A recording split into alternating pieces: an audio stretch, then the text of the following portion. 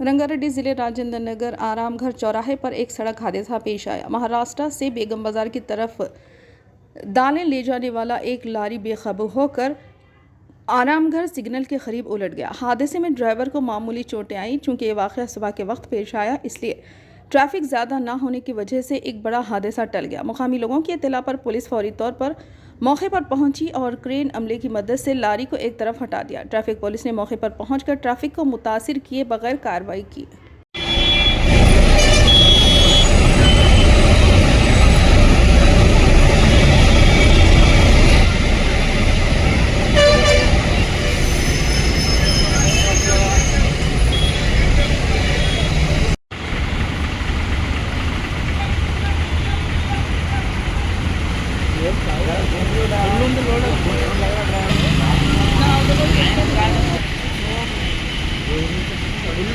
మూడు బండ్లు మొత్తం కదా, రెండు బండ్లు వెళ్ళిపోయినాయి.